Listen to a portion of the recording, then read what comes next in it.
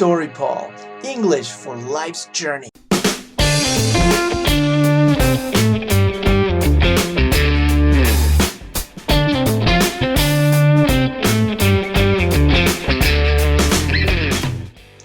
Hi and welcome.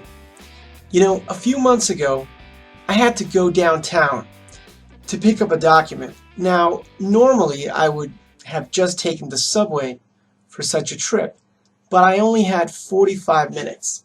So I decided to take my car. And a little bit before I left, I thought, what if I take a camera and a microphone and I just record the whole situation?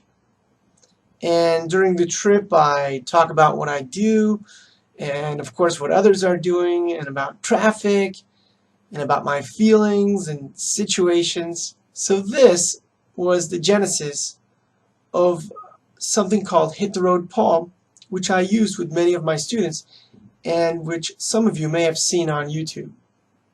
Turned out to be a good idea because I was able to show my students content that was made in a real situation as things were happening in real time. And when that happens, we tend to speak differently. We tend to be less formulaic about our language. And as it turns out, we turn to be more authentic. So today, I'd like to invite you to also hit the road and create your own engaging materials for your students. Now, as teachers, we create content, right? We prepare lessons. We certainly write on the board quite a bit. We create tests, of course. With computer technology, you know, we're able to create also tests and study materials, add fonts, colors, you know, pictures. Now with the internet, we're able to share slide presentations and also make videos. But oftentimes we create the content from a stationary place, our office, the classroom, maybe at home if we work at home, and we just add whatever materials necessary using technology. But the thing about language learners is that ultimately they're learning the language to use it in a context, right? They're not going to be sitting at home for the rest of their lives repeating verb tenses or vocabulary or even specific sounds that they learn in pronunciation. They're going to expect to be able to use a language in a certain situation. So there's a lack of material of how to use English in context. Sure, there are textbook examples, but they follow formulas and they're not really authentic. So the answer is really in our hands, right? There are millions of us, and we're the ones that could potentially be creating the content in context. So it's time to go out beyond our four walls, right? This is where I was at a few months ago, and I didn't really take any sophisticated equipment, just, you know, small device that is similar to the ones that most of you probably have was enough to capture the images. And really, we could go anywhere to create our content in context. It could be going to an office like I had to go to, in and around school, to the supermarket, to the gym, around the park, or it could even be at home but doing something that's not writing a lesson, right? Maybe gardening, or one of my favorites, preparing a good cup of coffee. Okay, tools and format. This has to do with what kind of tools we're going to use. Now, in the previous section I spoke about smartphones, right? Another type of device that we can also use are tablets. Either one is ideal for this because they're easy to carry, they're easy to use. You don't have to be an expert camera operator or sound engineer or film director to operate.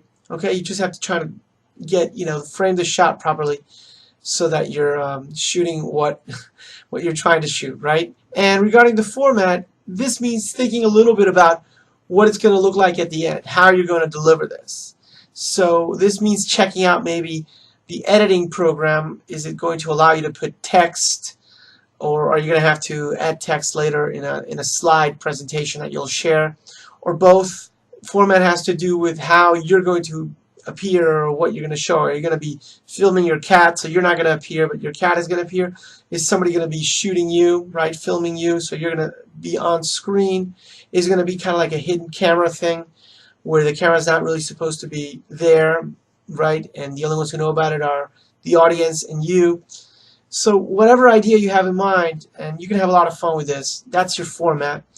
And if somebody else is going to intervene, like maybe you're going to have a conversation with somebody at the supermarket, and you're going to be, shooting this with a smartphone, it might be a good idea to tell them beforehand that you're an English teacher, you're doing this for a class. They're going to go along with it. The only place where you're not going to be able to shoot with one of these is inside a bank. Okay, by experience, what we really mean here is not the experience that you're going to go record, right? The context, although of course that's important. We're talking about the experience of the person watching this, of the student, because as you go to one of these places and create your content and context, whether it's the supermarket, or you film your cat, or you film yourself gardening, or having a conversation with a friend, the student watching this is going to live through your experience in a way that's not possible if you're just generating, a lesson on the board or on a Word document. Okay, now pay special attention here. We have to extract language from our recorded experience. We're faced with this situation of, do I have a language lesson that I can do here? All present perfect or all WH questions? The answer is absolutely no, you do not. Okay, what you have is a sum of many things. You're going to have some grammar points in there that you could teach, the way you use grammar, some pronunciation points, some idioms and phrasal verbs, and the sum of those will be your lesson. It's how you spoke about that subject, or how you and another person spoke about a subject. That's the authentic language. That's what they're not going to find in a textbook. So don't worry about the language component being perfect or homogeneous. It won't be. Storytelling, my favorite topic. Now, you do not need to tell your experience in the way of a traditional story. That's really not what we mean here. By storytelling, what we're talking about is just make sure you have an order that fits a logical telling of an experience. A beginning, a middle, and an end. That's all it means. Make sure you show us those different parts of a process, whether you're washing your dog or making coffee or shopping at the supermarket. Now, of course, you don't have to show us every single second. You can take out all the boring parts and just show the key moments. By multimedia, what we mean is taking advantage of all the tools that are available today to blend different elements. So, for example, with Hit the Road Paul, I created the videos, of course, which was my main content and context. I created study guides on SlideShare. They were PowerPoint presentations, but I uploaded them to SlideShare. And I did a few study quizzes on Class Marker. That's a website that allows you to create tests. And I put those three things together, and a photo gallery as well, on TAC. Right? TAC is a really nice website that allows you to create all kinds of presentations and blog posts and articles. It's very multimedia friendly.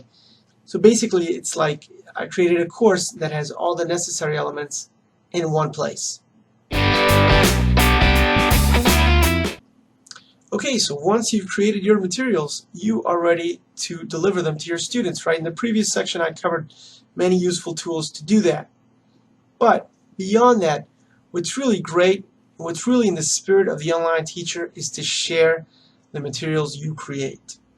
Okay, the logic behind this is that we have a lot of formal materials from books with charts and lists of vocabulary and whatnot, but we need more authentic material created by teachers. Okay, we need more content and context. So you're definitely welcome and invited to use the materials I create. I definitely use a lot of the material created by my fellow teachers, and I hope to be using the materials that you create too. Thanks so much for joining me.